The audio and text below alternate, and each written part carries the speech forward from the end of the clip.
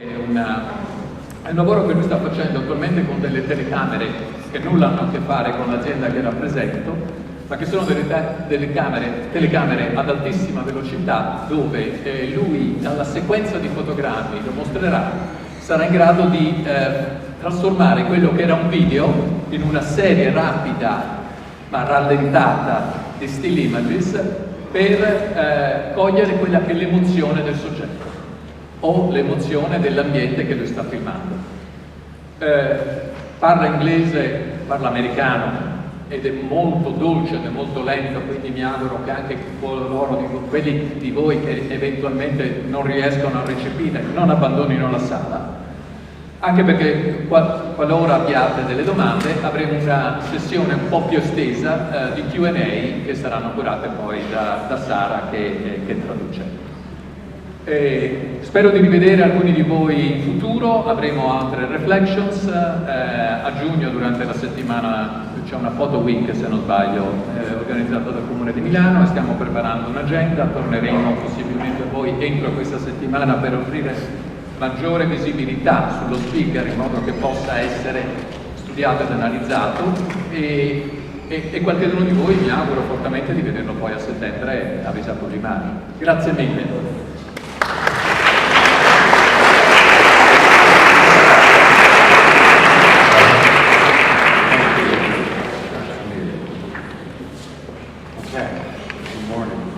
I'm sure everybody wants to go I'm sure everybody wants to go have lunch. See, I look very hungry, which I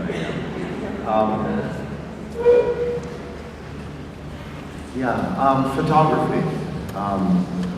I'm not sure how many of you are interested in photography, but everybody's a photographer. Your mother, children, refugees, everybody's a photographer today. But there's a certain sector in journalism or in any kind of thing where you try to make a career with photography. For me, photography was a way to see the world. Photography it gives you an excuse. It gives you an excuse to basically go anywhere. It gives you an excuse to be with a homeless person. It gives you an excuse to be with the president. If you want to go in a submarine, if you want to go into a factory. So as a child, I saw that as the ultimate job, the ultimate career. Why would I want to work as a banker my whole life, or even an architect? To me, photography was the door to the world. And what I'm going to try to show you is some of that, or what became my passion. It's something that I'm still, even at my age, trying to survive with financially in the journalistic reportage world. It's not usually, you don't usually go into it for financial reasons. It's probably the lower end of the financial scale in photography. If you did wedding photography, you would probably do better than in photojournalism. But you don't get to experience the world. This first part of work that I'm going to show is kind of like you see. Yeah, it's okay. It's like it's cut in half. Maybe it's the thing. This is all from the election, the Trump. Maybe if we turn it to shadow, this is here. What do you think? Here's the light from behind. Okay. There we go. I just didn't like the black.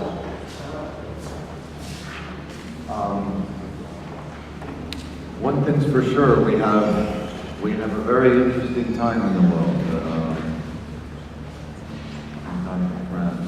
It's going to be hard to look at the pictures I'll go through. You'll see I don't shoot in a typical way. I mean, for me, I'm an anthropologist. I like to photograph in a very anthropological style.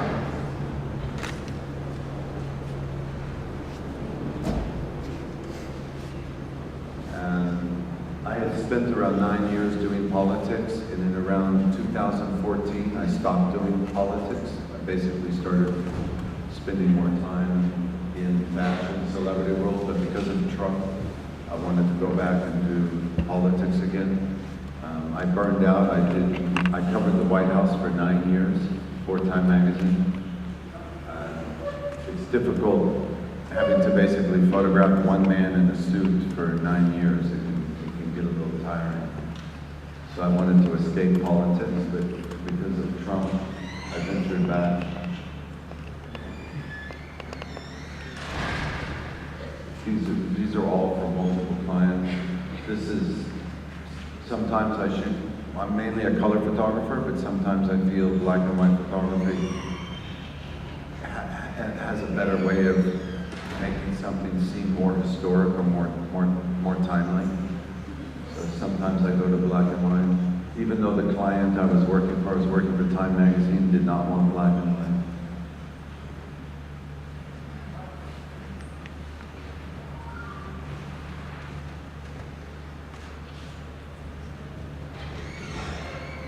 Kind of go quickly through these. It's not photography that we're looking at here of my art. But it's documentary photography, so I'm showing it because it's kind of current in the news. Normally I would call this like a wire shot. It's basically a picture of a man at a podium. We do them, but this picture to me is very powerful because this is kind of what's waiting in America to replace Trump if he leaves. This is the vice president. And to me, there's a lot of symbolism just in a very basic photograph of a man behind the podium, but I see this look like this new white Christian America here. When you think about the Obama family, that America has changed. So for me, just with a simple image of a man behind the podium, there's symbolism there of what's going on in America.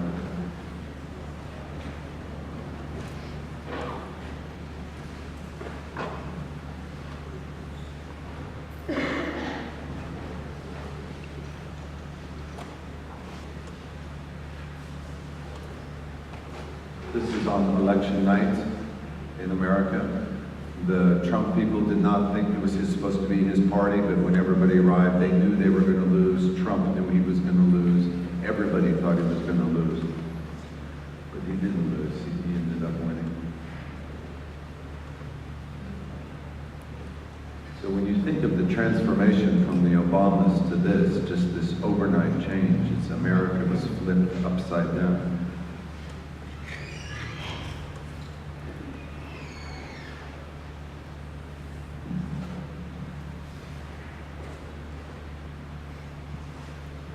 And this is an inauguration day.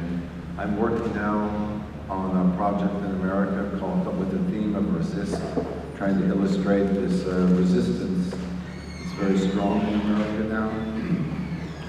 The country went so far to the right so fastly that the left in America has really risen up and started to unify to try to resist. This is some of my war photography. I wanted to be a conflict photographer, so I'm going to go through some of this. It's a little more personal to my heart. I like to show contact sheets just to show how I work. People don't realize, at least the public, when you understand the journalists who go to conflict, not the television photographer, but it's the still photographer that usually is at most risk, because in still photography, you cannot cover war from 20 meter, 30 meter. You have to cover it from 3 meter, 5 meter, because you're a still photographer. And in the end, for me, it just became me photographing another idiot with a gun. I like it. That's when I started to realize my hatred of this whole, basically, in a sense, a hatred of man, because I discovered evil. Because to work with these people, you have to become their friends, you have to live with them, they feed you, and you enter into a very kind of dark space. You basically end up with a man who's trying to kill another man, and you're with people that use nationalism, that use fear, basically to try to take over, to seize control. It's kind of what, it's basically power. But in the end, I had no sympathy for these people when I was with soldiers and they were killed. I never shed a tear, I never cried because they were soldiers. But the people that are around, the people, the civilians that you see of the slaughter, that's the most traumatic to me. I was never emotional when the people I was with, even if they were my friends, meaning soldier friends. So that's kind of a way how I try to emotionally handle it. I don't know if you can see this picture, but this is downtown Grozny. But this is only after 3 weeks of Russian shelling. So it's reducing the city in 3 weeks to this. It's like all of Syria right now, what is happening.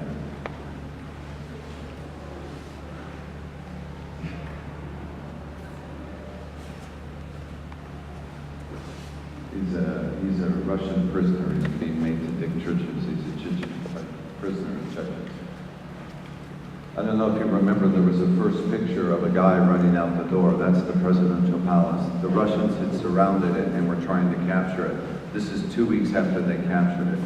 The picture, the very first picture, it was when they were trying to capture it, and there's a front door. That was the door that the soldier was coming out there. And the work to me is powerful, or at least to me, it's because at that time period on this earth, there was not a more dangerous place to be. It was in that presidential palace.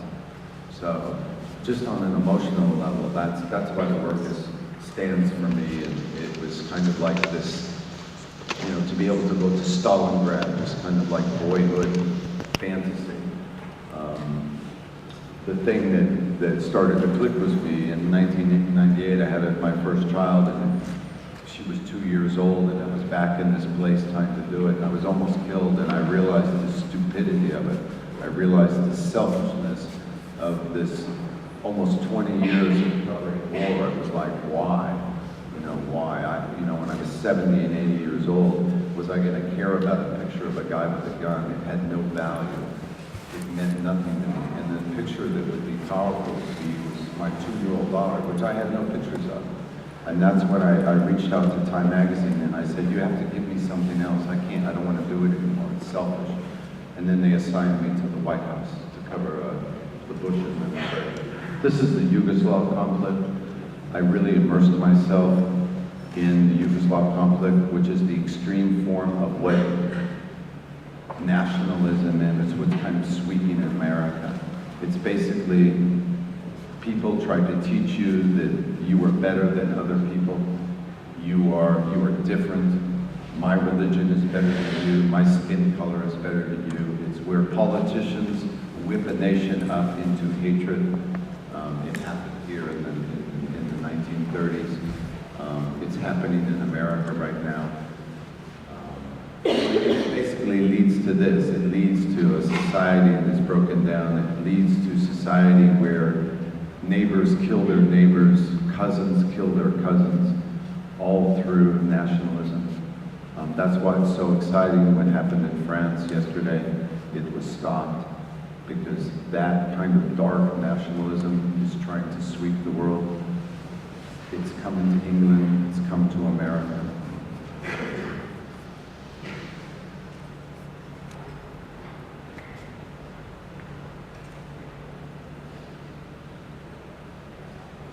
And what was amazing to me, this was Europe. When this war started, it was Europe. It was in Trieste, but it went on for 5-6 years, and basically Europe did nothing. So once this organism of hate takes over a country, it's very difficult to stop.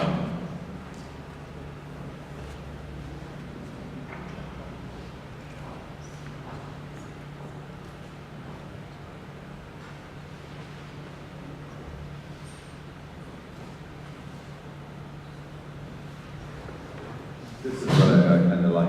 It's just a picture of an airplane, but that's what's exciting about a photographer. I can go from there to there. Photography gives you an excuse to get in that airplane and fly in an airplane. It gives you an excuse to go on an aircraft carrier.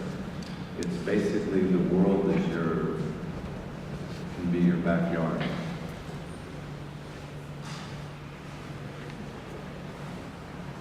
I show some of this, the more graphic stuff because there's this thing in the West about, they say photographers, this kind of like voyeuristic thing, but the people don't realize is we see such a sanitized version in the West of horror.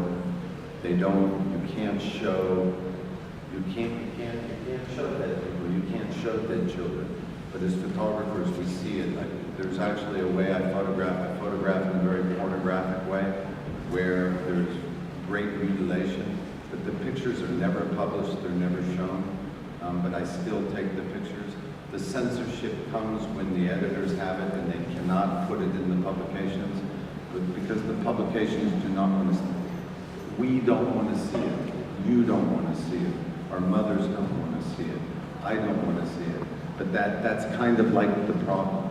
That's kind of like everything becomes very, very, very sanitized. In America, we have a gun control problem. There's more guns in America than there are people. So you're looking at 300 million plus guns. But it's like we had that incident 3-4 years ago where the school kids were killed in the school, 27 of them, first graders. If one photograph was allowed out to show these kids in that room, dead in the room, that would cause gun control change. That would cause change. But in Western society, we don't want to see it.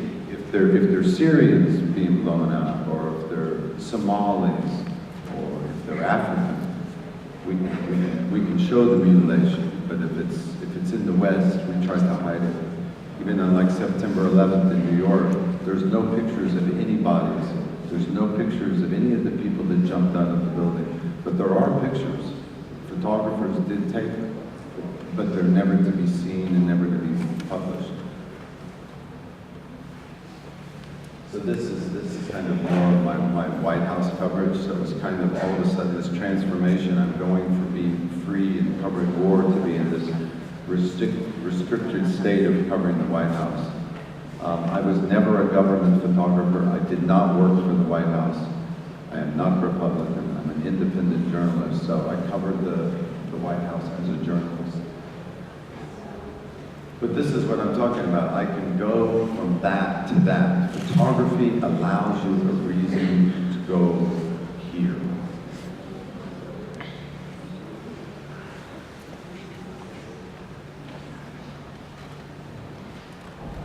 With this kind of like special access that you're seeing here, I'm like in their private elevator. This would only happen maybe once a year or twice a year because I work for Time Magazine. Time Magazine would nominate him for Person of the Year. So I was always given special access with the president. That's the first iPod. So this, you gotta remember, this is 2004, but Bush had an iPod and I couldn't believe it, so I ran up to him and had them. He's playing Van and Brown-Eyed Girl. This is what's interesting. I don't know if you saw the recent thing with Trump. I had a fight with a security agent at the Secret Service. I was choked. I'm the guy on YouTube. It was, all you gotta do is Google my name and Secret Service and you'll see the video. There's like 400,000 links. The fact that I know the Secret Service, I traveled with, I know how to operate. That's what was so irritating when this agent tried to stop me from taking pictures and kind of threw me around, and he asked me something, and I basically said, fuck you, and that's when created a problem. But I know he got in trouble because his boss was Bush's personal Secret Service agent. So the director of the Secret Service, Joe Clancy, I'm personal friends with, so I'm sure when he saw on TV this agent choking me. It's kind of interesting, this picture, these two pictures. I put them together. This is the dining room off the Oval Office, and that's Dick Cheney. He was the one that was running the White House. He was Bush's, the first 5 years of Bush's presidency, that man there was running the White House. Bush was like the little puppet. He was easily influenced. This is in 2008, and he's not eating his food. Bush is making him wait 20 minutes with a photographer in the room. Cheney did not talk to him. that he could not touch his food. It was the whole story without ever physically showing the president's face. So there was this challenge. But if I'm gonna be in the limousine with the president of the United States, I'm going to photograph his face, so his eye on the picture. I like this Condoleezza device on the side. We're in Africa, in Ghana. So this is on Air Force One. So I'm kind of like taking advantage of an organization. I didn't even care about the publication of what was going to publish in National Geographic. For me, was getting an archive, because the archive is mine. It's something that stands the test of time, and I can leave it to my children.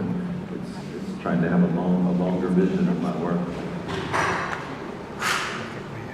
This is again with the Pope King, and I'm not showing the face because it was all about. So kind of now I'm shooting for National Geographic. Pope leaving. This is this took 6 months to be able to get this one photo to be allowed into the Situation Room. I'm like the only journalist photographer that's been allowed in to do a photo while the president is in the room. These are actually, this is the vice president, and the other people are CIA agents from CIA. This is actually through my connections at the White House. I live in Tampa, Florida, which is like plastic America. It's true Trumplandia, but it's also the headquarters of the American military. So through my connections with the White House, I decided to try to do something. In 2001, I did something with Special Forces in Afghanistan, even though I had said I wasn't going to do it. Welcome. Hi.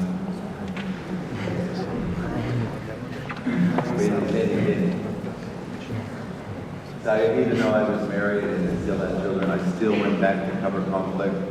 So I went to Iraq, I went to Libya. I just don't, it's not my thing, but occasionally I'm drawn back to conflict photography. This to me is very symbolic. This is in Iraq in April 6th, the first day we entered Baghdad, and I like to liken it. This is the liberated Iraqi. We brought freedom to this Iraqi. They killed thousands when they went into Iraq, and I'm not talking killed thousands of soldiers. It's like they killed thousands of civilians. It's this whole kind of, Robert McNamara was a military during Vietnam in America, and he basically said, how much evil do we have to do good? And it always makes me think about it. It's like this bit of you're liberating somebody, but you're basically slaughtering them. I never kind of wrap my head around that. The screen is really hard to see the picture. I'm sorry.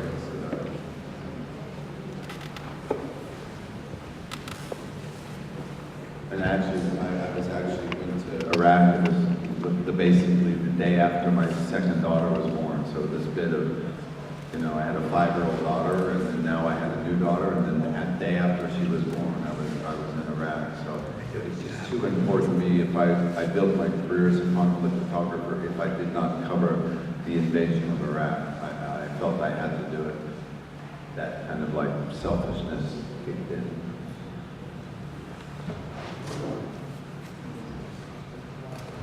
And it's ironic, this is my favorite picture of the invasion. It's just an odd moment.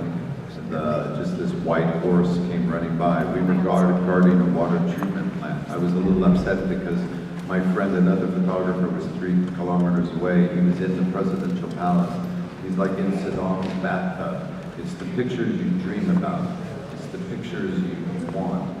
And I got stuck guarding basically a garbage dump and a water trap. The symbolism of this horse coming down the road. So it means a lot.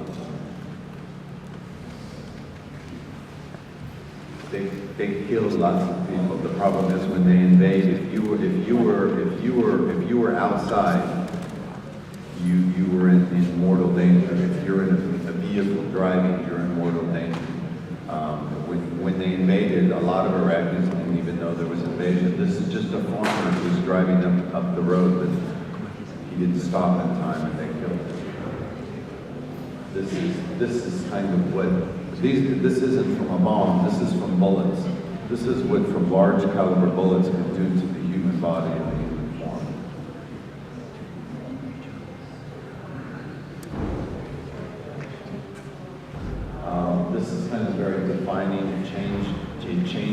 photography.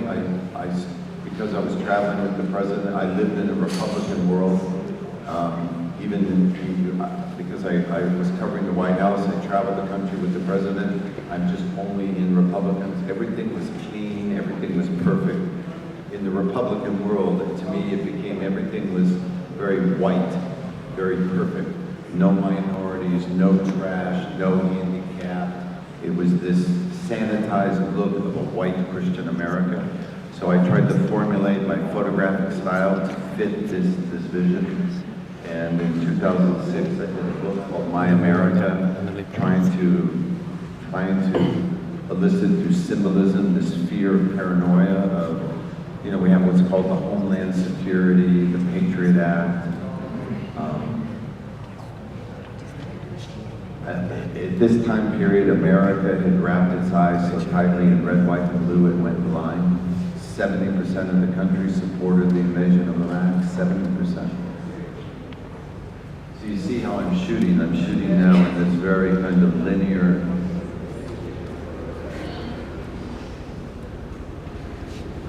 style.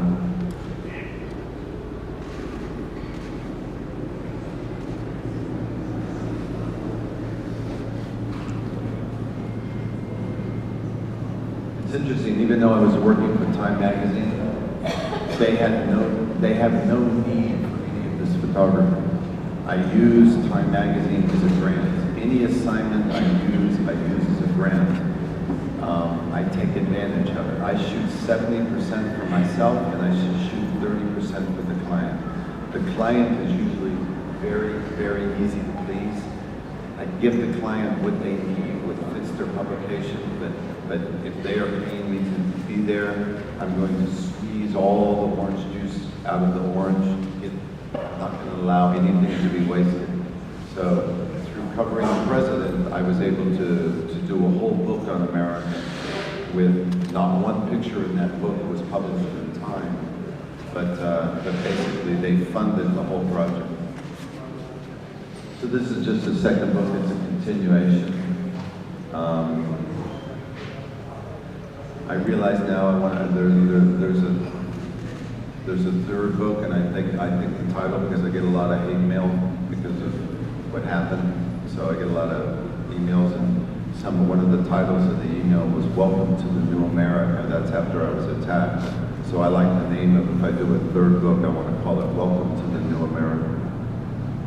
But hopefully by the time it comes out, America will switch back.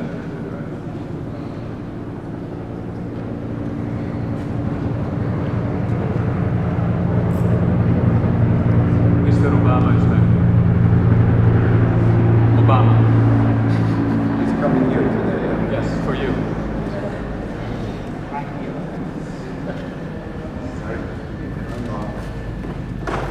Just trying to see the time. Keep going. I'll keep going. I try to use a lot of symbolism, even though this was a sport picture, is a football picture. I try to use it as the symbolic thing of fatigue and long-running war as America depressed. So I'm constantly looking for visual symbolisms that fit my general theme. This is just the one time I only had access to Obama to do this behind the scenes one day. I only covered him for 1 month, basically. And in time, for financial reasons, they stopped covering the White House.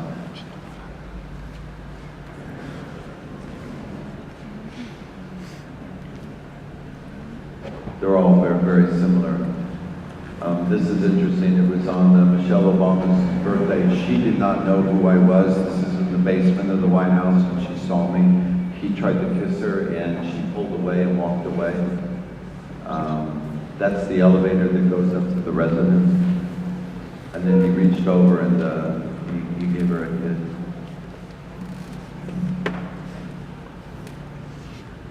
So this is kind of what my day assignment, it was basically to produce that picture. This is interesting. I started working here for Amica.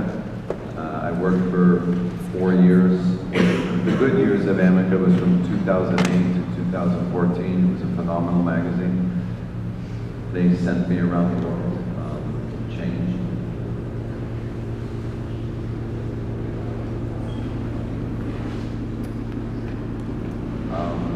led to fashion work, which was very foreign to me. It was the opposite of journalism. In journalism, you cannot stage, you cannot create, you cannot tell somebody to move. In this world, everything is about staging and creating. For me, it was extremely difficult because if there's one thing wrong with the photo, it ruins the photo.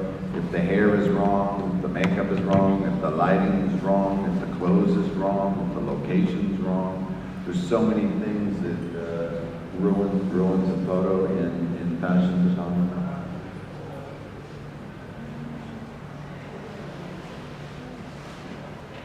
This is Cavalli.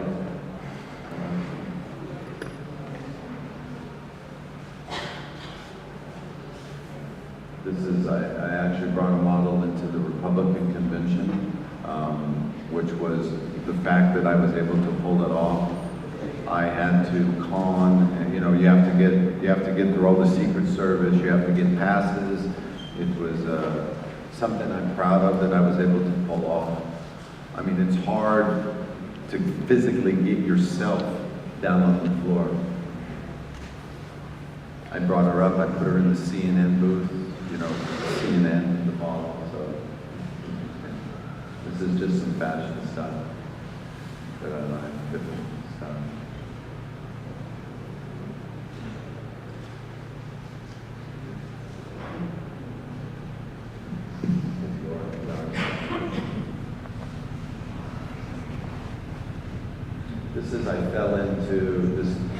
I fell into this celebrity world. I was actually, normally I'm contacted by a magazine like Time, Harry Match. I was actually contacted by the subject themselves. Letitia Casta hired me to photograph her, and then the way I would be paid, we would sell the photos to somebody. She had a new film come out. So she invited me to her home to meet her, and we discussed the strategy, and so I kind of fell into this celebrity world. These are all shot with which Luca hates to hear because it's from Canon, but this is when I discovered that I resisted this as a camera. For me, when I saw professional photographers use this, I kind of like, you gotta be kidding me, this little file.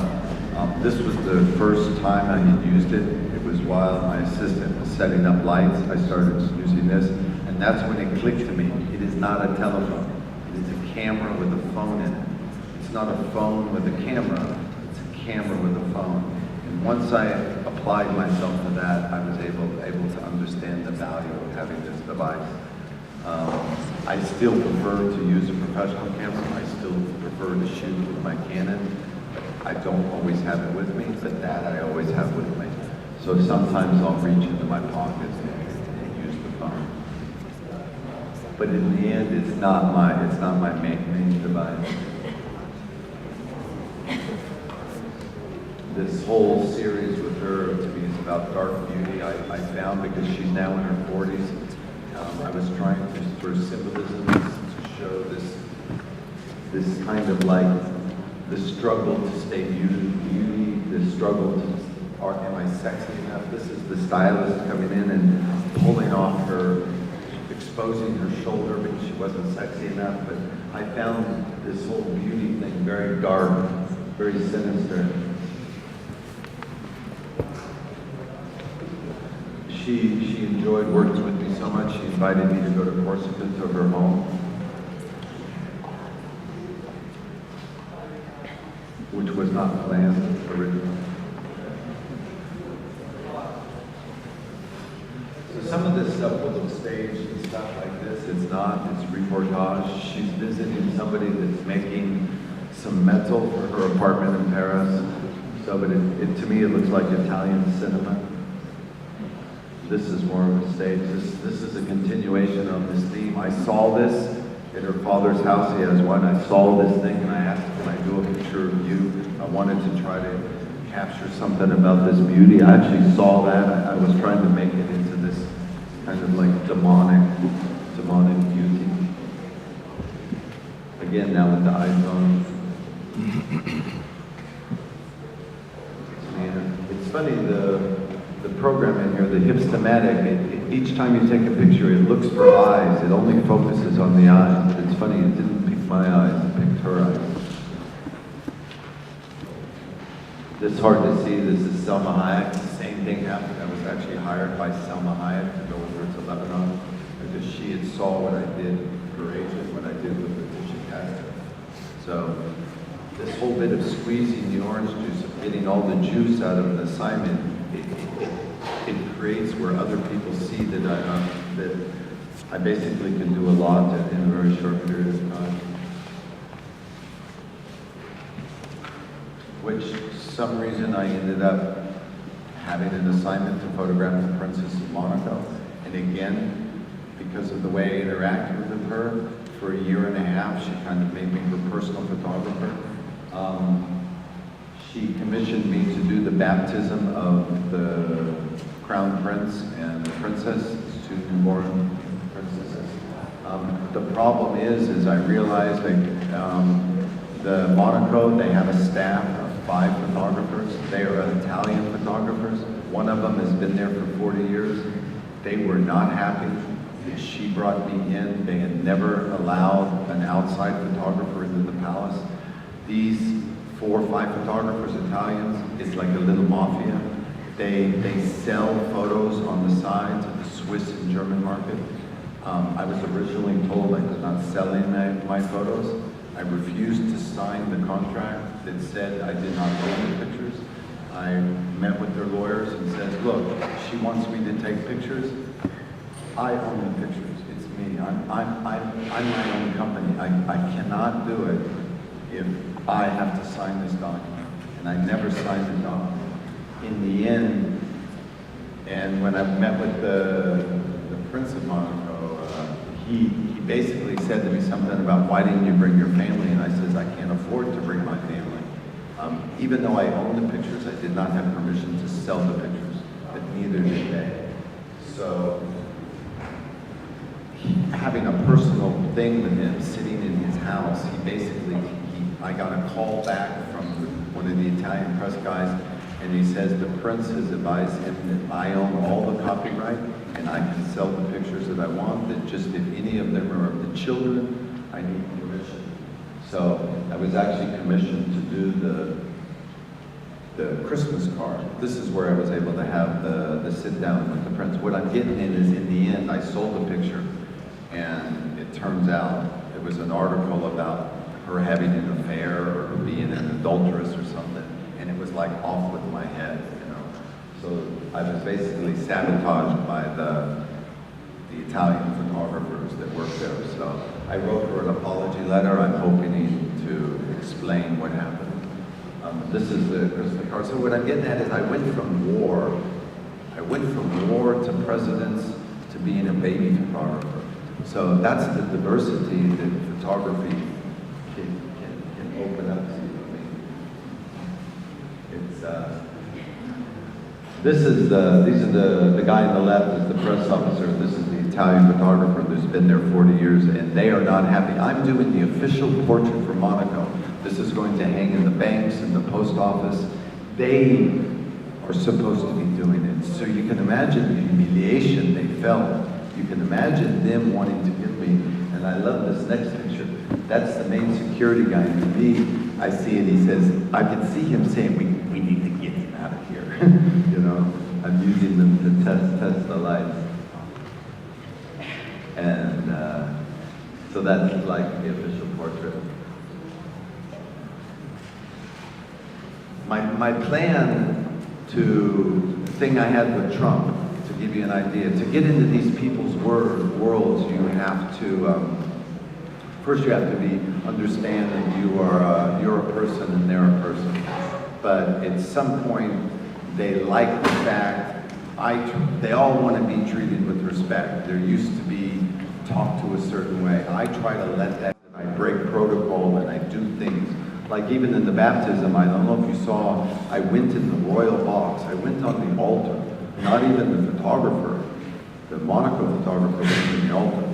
But if she's hired me to photograph the babies, I don't care about protocol. I walked across the altar, I went in where the babies were, and it kind of throws them back. But but in a way they end up liking that. They end up, so I kind of use that thing. But my plan with Donald Trump, here's the thing with the story.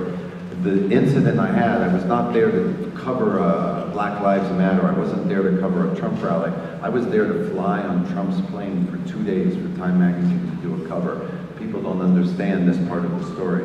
That's why I got into an argument with an agent. I'm getting on the airplane and you're telling me I can't stand here? That's why I said that, fuck you to him. My plan, the princess had given me a book. She wanted a book signed for her father from Donald Trump. So me sitting on Donald Trump's plane with the book, and I say, I'm the Princess of Monaco's photographer, that's my end. I don't like Donald Trump. I don't like what he represents, but I'm going to make him my friend. I'm going to fawn his egos. You know, I want to embed myself into these people's lives. I want them to accept me. So my plan wasn't just Donald Trump, because you don't see, I wanted to photograph his wife, Melania, Brera. I wanted to go into his home. To have an insight into their world would have been fascinating. And all I had to do was show him these pictures. And I think I would have had it, but my wife, when I was beaten and I didn't get the picture, she says it was karma. She was glad it happened. She did not want me to put Donald Trump on the cover of Time Magazine and give any more publicity to this man. So to her, she likened it to karma. Sorry, I'm talking a little minute ago. This is the last thing I did with Letitia Casta for UNICEF, is to bring this Christian, white, beautiful women to Africa to save, basically to do a story on, she's working for UNICEF on the young girls from sexual harassment or sexual violence from Boko Haram. I was a little nervous about going first with this whole bit of using this whole kind of white Christian European woman to help kids, but when I saw actually what it's about and what it does, I realized the extreme value it does. You just can't grab somebody off the street and bring them into refugee camps. You need some kind of celebrity to help them get donations and foundations. But for me, it was in the photography. It's like this last picture, to pay for it, I was shooting for 3 clients. I was shooting for UNICEF, I was shooting for Elle, and I was making a movie documentary for Letitia Casta. So that's why some images have a different kind of scale and feel. This is actually a woman I can't publish. She is a young girl, I think she's only 21 here. Her and her husband were Boko Haram, and she was a suicide bomber. She was supposed to go walk into a police station and blow up the police station, but the bomb detonated early and it severed her legs. So she's kind of shunned in the community, and we did an interview with her, but we found out we can't use it. This is her mother, the grandmother, and you can see the baby under there.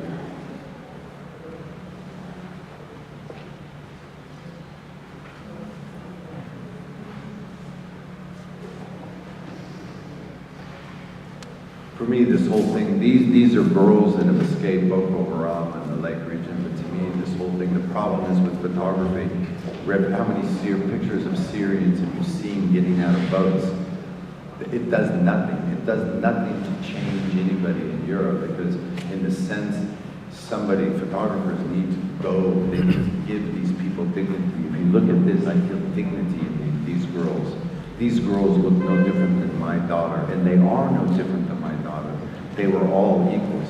This bit of this European mentality of looking down on people, that we are better than them, we are no better than, we are no better than somebody from Eritrea, we are no better than anybody from Somalia. We are all human beings, and that's the problem.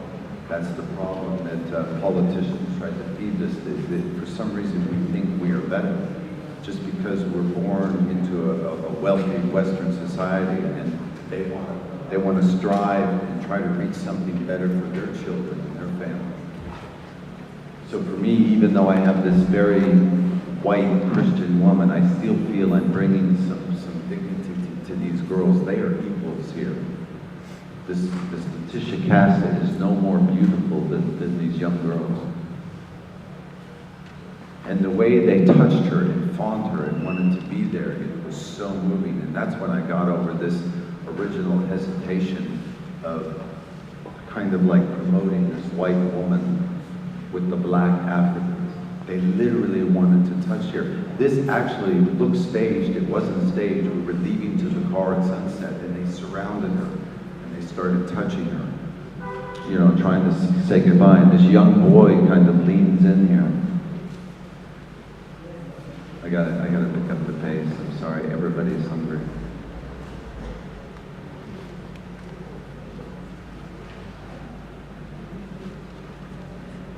She played soccer. This was the thing UNICEF wanted. She played football with them.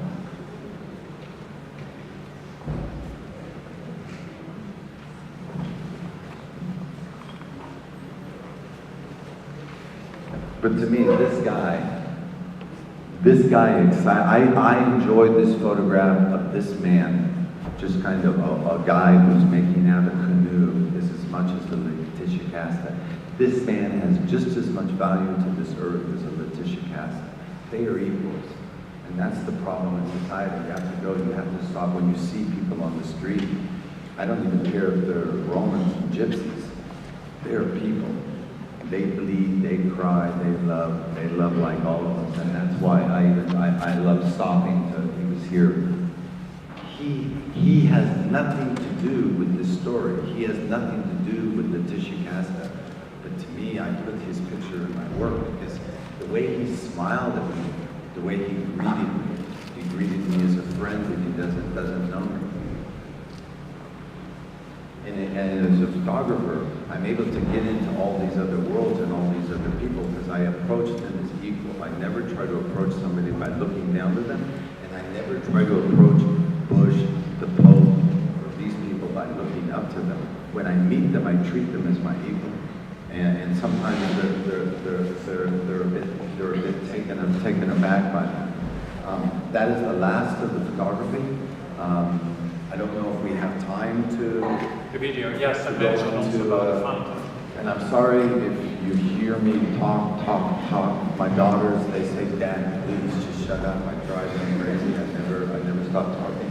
I do a lot. If you go to my website, you'll find a thing that has films. The films are really fun to watch, but they are films to watch, all of my films, while you're alone, in bed, before you go to sleep, with headphones.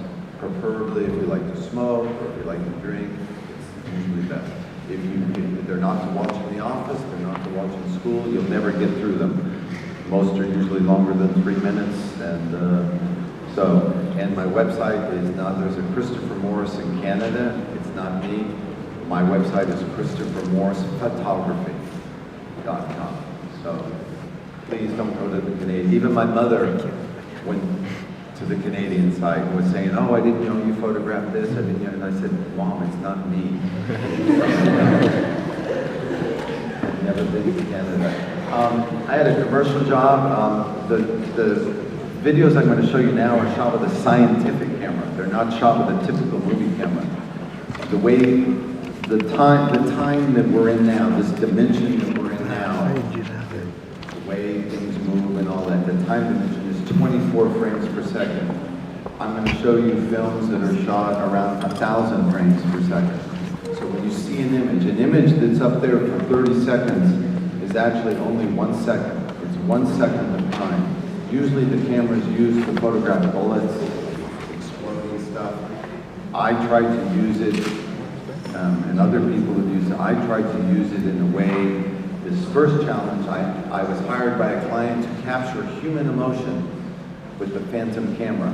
Now that's really hard, and I discovered it's hard because when you want to say love or happiness, I have to try to make a film and capture that and turn that into film. And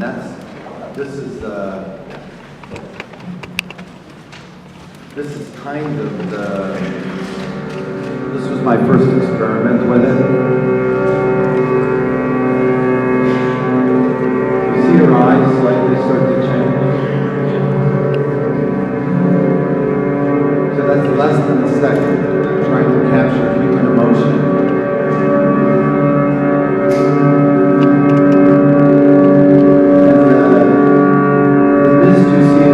Water. I have a spray bottle of water and I'm spraying it in her face.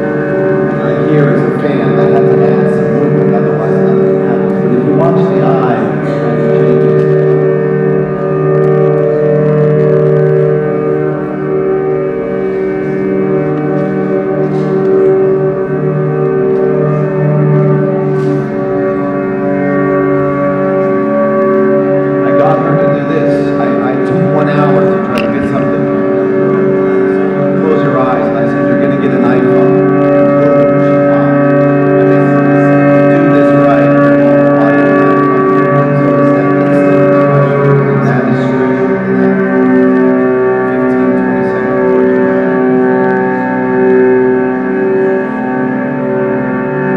portrait. So, having worked in the studio with that camera, I realized this is unique. I want to bring this outside. I realized that I convinced time I wanted to do a thing called power portraits. I wanted to do a portrait of Obama. The problem is when you want to do a portrait of a politician, usually you have 5 minutes. You go in, you set the light, you do all that. I realized with the Phantom camera, if I set up the lights in the Oval Office and bring in the president, I only need 15 seconds. I can do a portrait. All I wanted to move the camera quickly around his face, and I could get a 1-minute movie of Obama. It'd be like The Matrix, his face like coming from the dark side of the moon around. So that was the whole kind of like concept. So we tried to do it with the candidates, but it didn't quite work it out. So then I applied. I started working with. Get him out of here, please. Oh, sorry. What you're going to hear. Sorry. What you're going to hear that sounds like music, it's going to sound like a Gregorian chant, is not music. It's each candidate, it's their voice. So when you hear, if you hear me talk, it's like take that sound and you stretch it out and make that simple sound into a 1-minute clip. You get this Gregorian type of chant. So that's kind of what is unique about it. It's not music. Trying to open this and let's see. Okay. And I'm not going to show them. We don't have time to watch them. I'm going to just show pieces. Please go home at night, and if you want to get really spooked out, watch these. Get him out of here, please. Please, look, get him out. Get him out. Get him out. Unbelievable. Get him out. This shot is literally, I start here. USA! USA! USA! USA! So ridiculous. So people don't really know, they don't know that I'm filming because I'm doing all this weird, it's like you have to paint with the camera. Otherwise it's too slow, nothing happens. If you film, nothing happens. So you have to kind of create. All right, get him out. Get him out. Get him out of there. Come on. So it kind of goes on and on and on and on. It's this weird, So that's Trump's voice, if you listen to that. You hear that?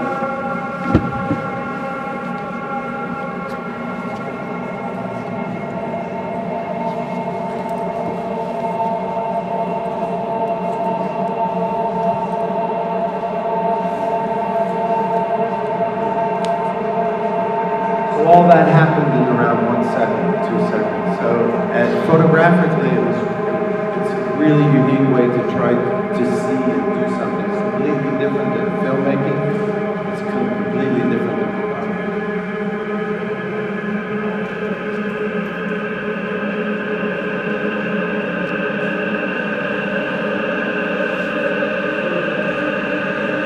So there's all this kind of like, and you don't really see this when you're filming it. You discover it later when you open up the files. I've got all this stuff in the trunk, you'll watch that later, but there's this amazing shot I love here. Each film there's like some character that comes in as this guy here, right here.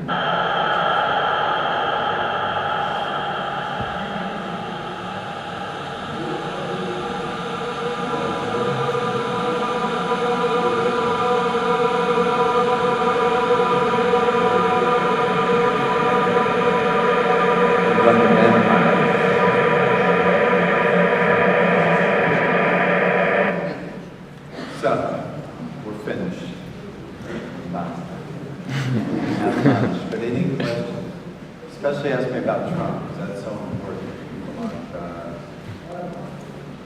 Okay, let's go eat. Sorry.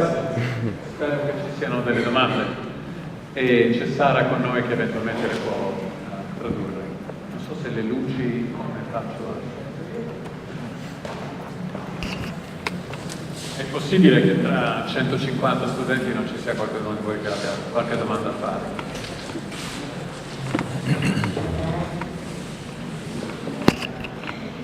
Va tutto bene, avete capito tutto, siete tutti a posto, non c'è nessun dubbio, nessuna questione. Il fotografo che spazza la fotografia di guerra, la fotografia di moda, vi lascia appena soddisfatti. C'è una domanda.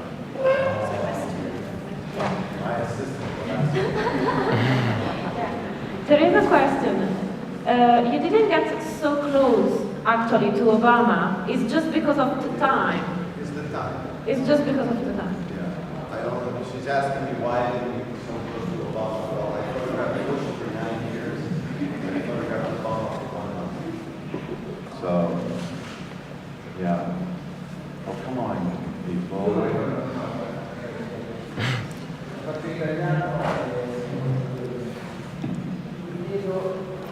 Tu lavori come giornalista indipendente e quindi non eri dentro la Casa Bianca, avevi lo stesso tipo di accesso orario alla Casa Bianca come i fotografi della Casa Bianca, oppure dovevi andare una volta ogni tanto, una volta al mese, una volta ogni quanto? No, the only access, that kind of access where you're like the White House photographer was under special request. But when you have the special request, you're like the White House photographer. You're given a Secret Service pin and you're like staff. But it's very rare. It's very rarely done. But there's a long tradition in America with this kind of thing of allowing photographer to go in and do the behind the scenes. But usually it's just day-to-day coverage. I can't like walk around the Oval Office, and that's very rare. Da giornalista indipendente, come gestisci il tuo punto di vista su quello che stai riprendendo? Cerchi di essere neutrale per quanto sia possibile essere neutrale, o cerchi di vedere le cose e raccontarle, cercando di esprimere la tua visione? This bit of being objective with my photography and my journalistic photography, I definitely want to give my point of view, but I try to do it in a very subtle, very balanced way. I use symbolisms. A lot of photographers, it's very easy in Photoshop and how you photograph somebody to make them look evil, make them look crazy. That's not my purpose. I would never take a Donald Trump picture and in Photoshop make it look like super cartoonish. There's enough symbolism in reality that I feel better trying to capture this reality of symbolism to get across my message. If I feel that a politician is evil, or like during My America, there was a real evil that swept across America, I tried to do it in a photographic way that is very subtle. I mean, even my book, even though I'm kind of making fun of Republicans, the chief of staff of Bush had a copy of my book on his desk. All the Secret Service agents had my book. So it's a different way. I try to be more balanced, but I definitely have opinions. And when you look at my films of the candidates, of the 6 candidates, if you really watch them at Home Alone, you'll see the darkness. You'll see some evil about politicians that, with this scientific camera, that I can feel are there. This hidden spirituality of what politics. Ha una questione che deve fotografare anche se non la condivide eticamente. That's such an easy question. No, this is That's exactly the situation I want to be in. I want to be in with somebody who is going to do something that I want to expose as wrong, but that it's a real challenge to, my job is not to become his friend. My job is not there to agree with what he does, but it's my act to convince them that I am their friend, that I am with them. It's very, we use the word in English, two-faced, very hypocritical. But if I am going to go with killers, if I'm going to go with people that are going to do things that are evil, I'm there as a journalist to document them. I am not there to sit at night while we eat and try to convince them that they are evil and wrong. I need to, in a very subtle way, to convince them, and this may sound cold, but I am one of them. I'm not going to kill, but I am with you, I'm your friend, I joke. I don't want to challenge people in political, ethical conversations when I'm trying to do a story on them, because what happens is that's exposing my hand, and I will not be able to photograph it. A real quick, I'll do this quickly, a quick example. American soldiers invade Iraq. I'm with the American soldiers. We make it to Baghdad. They start breaking into shops to steal cigarettes because they haven't had tobacco for 3 weeks. They start stealing Coca-Cola. It's a good picture. Here they're shooting open shop windows, stealing Coca-Cola and all that. But if I take this picture, their commander is going to see Time Magazine taking, why is he taking a picture of them stealing? They are stealing. It's called looting. I want to take that picture. But if I take that picture, that will be the end of my photography and trust with that unit. Later in the afternoon, they kill the farmer. They shoot the farmer. That's the picture I want. That's when I expose my hand. It's like a card game. So that's how I deal with the ethical issues. So I know it's long.